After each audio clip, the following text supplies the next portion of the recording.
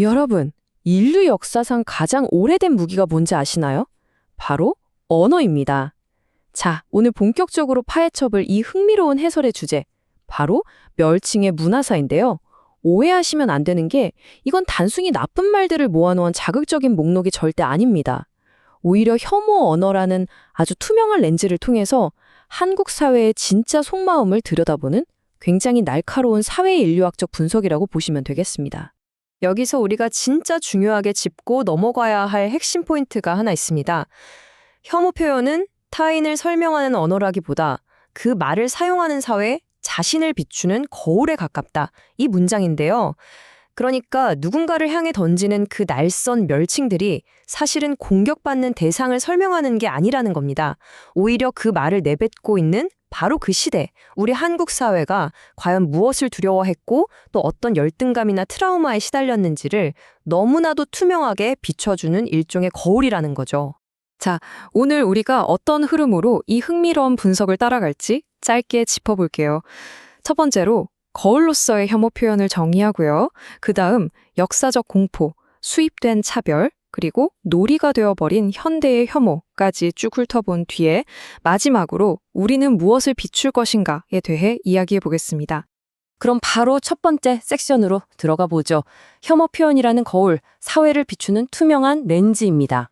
보통 우리가 멸칭이라고 하면 그냥 순간적으로 욱해서 내뱉는 나쁜 욕설쯤으로 생각하잖아요.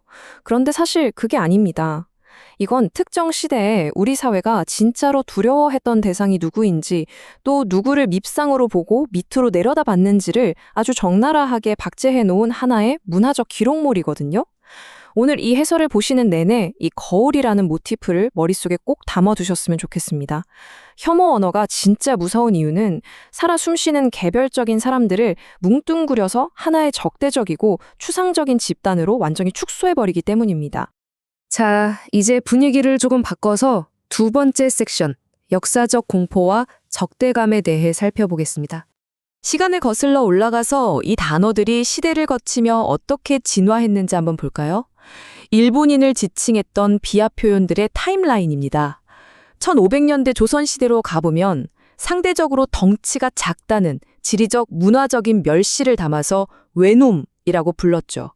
그러다 일제강점기에는 쪽발이로, 그리고 지금 2000년대 디지털 시대에 와서는 섬숭이라는 말로 바뀌었습니다. 참 신기하죠? 우리가 느끼는 공포나 분노의 모양이 바뀔 때마다 언어도 그에 맞춰서 자기 모습을 계속 진화시켜 온 거예요. 특히 이 타임라인 중간에 있는 쪽발이라는 단어, 이걸 사회학적으로 뜯어보면 정말 많은 게 보입니다. 표면적으로만 보면 엄지발가락이 갈라진 일본 전통 버선, 그 타비의 생김새를 묘사한 게 맞아요. 하지만 그 이면의 진짜 의미는 완전히 달랐습니다. 당시 우리 선조들에게 이 말은 단순히 외모 조롱이 아니었거든요. 내 문화를 강제로 뺏어가고 칼을 찬 경찰들이 억압하는 그 숨막히는 공포 속에서 총칼을 든 지배자한테 대놓고 화를 낼 순 없으니까 억눌린 분노를 꾹꾹 눌러 담아서 만들어낸 일종의 은밀하고 처절한 생존 기제였던 겁니다. 이번엔 시선을 중국 쪽으로 쓱 돌려보죠. 짱게라는 단어가 품고 있는 이 겹겹의 의미들을 파헤쳐보면요. 이게 냉전시대 한국 사회에 엄청나게 복잡 다단한 심리를 그대로 담고 있습니다. 6.25 전쟁 직후니까 공산주의 국가에 대한 어마어마한 반감은 당연히 깔려 있었고요. 동시에 한국 내에서 경제적으로 소외되고 차별받던 화교 사회에 대한 시선까지 싹 다 뒤섞인 겁니다. 결국 가난하고 후진적이다 라는 당시의 편견과 은근한 우월감이 이 짧은 단어 하나에 아주 꽉꽉 응축되어 있는 셈이죠.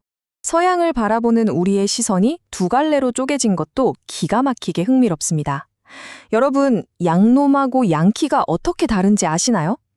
한쪽의 양놈은 조선 후기에 압도적인 무기와 낯선 생김새를 앞세워 밀고 들어오던 제국주의 열강에 대한 순수한 공포에서 튀어나왔다면요. 반대쪽의 양키는 냉전 시대라는 현대 정치 상황, 베트남 전쟁, 반미 시위 같은 근현대의 굵직한 갈등들이 만들어낸 결과물입니다.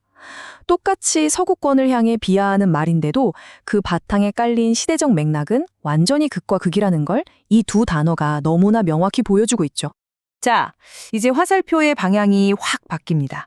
세 번째 섹션, 자본주의와 수입된 차별입니다. 방금 전까지 우리가 본 멸칭들이 나보다 힘센 강자들에 대한 일종의 방어적인 분노였다면 1990년대로 넘어오면서 이 혐오의 방향이 위에서 아래로 꽂히기 시작합니다. 1990년대는 한국이 급격한 세계화를 겪고 지갑이 두둑해지기 시작한 시기죠.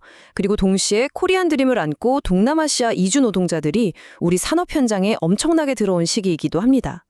한국이 경제적인 강자 위치에 서게 되면서 우리가 들여다보는 이 언어의 거울에는 예전엔 없던 새로운 형태의 사회적 우월감이 스멀스멀 비치기 시작한 겁니다. 그 삐뚤어진 우월감이 낳은 아주 나쁜 결과물이 바로 똥남아라는 단어입니다. 여기엔 가난에 대한 조롱, 위생에 대한 말도 안 되는 편견, 그리고 땀 흘려 일하는 블루칼레 노동계급을 향한 노골적인 멸시가 아주 끈적하게 묻어 있어요. 이거 곰곰이 생각해보면 진짜 뼈아픈 사회학적 아이러니입니다. 불과 몇십 년 전만 해도 우리 한국인들이 해외에 광부로, 간호사로 가서 온갖 서러운 차별 다 겪었잖아요. 그런데 이제 우리가 조금 더 살만해졌다고 경제적으로 약한 이주민들에게 그 똑같은 상처를 반복하고 있는 거예요. 혐오는 항상 권력의 가장 약한 고리를 찾아 흘러간다는 걸 보여주는 정말 씁쓸한 증거죠.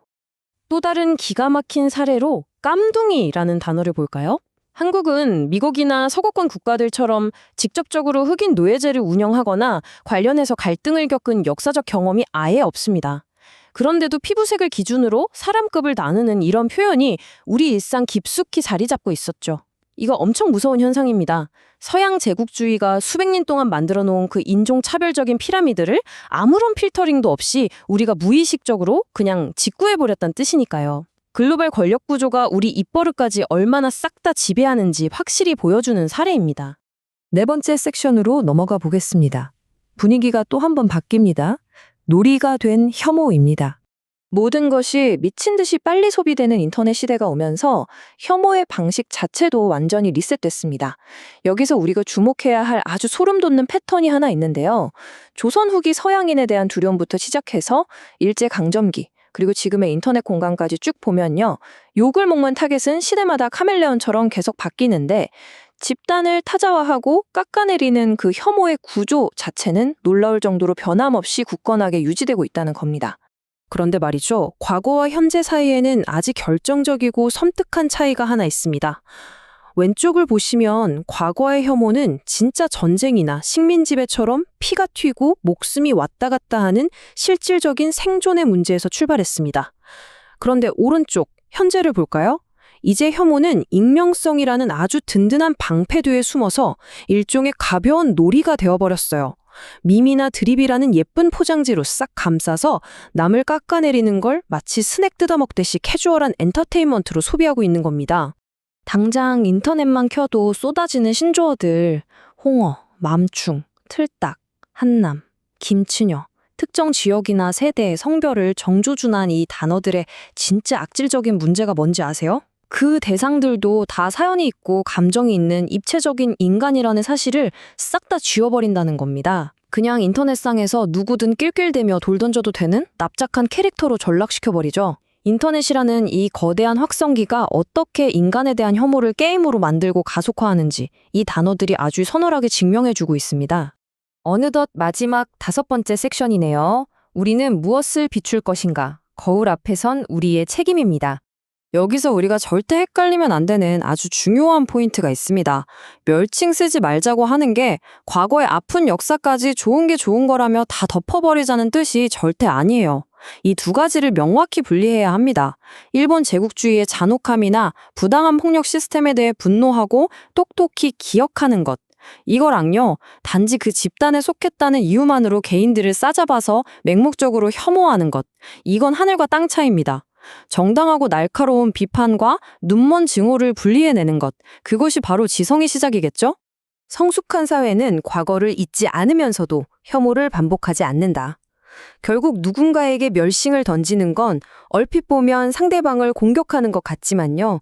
가만히 들여다보면 내 마음속 깊은 곳에 있는 두려움이나 콤플렉스, 미성숙함을 온 세상에 다 빠발리는 자폭행위나 다름없습니다.